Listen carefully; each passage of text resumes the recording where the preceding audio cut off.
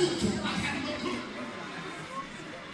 But if I can get some African musicians to help me out right now, give me an African beat that'll go along with this. Come on, come on.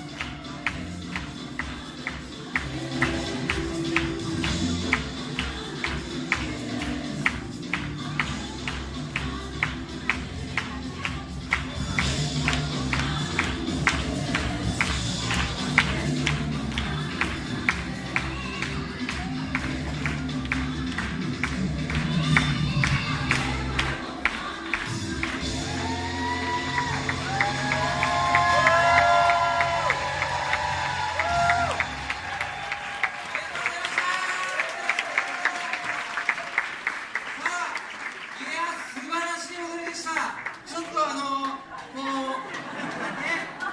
なんかね、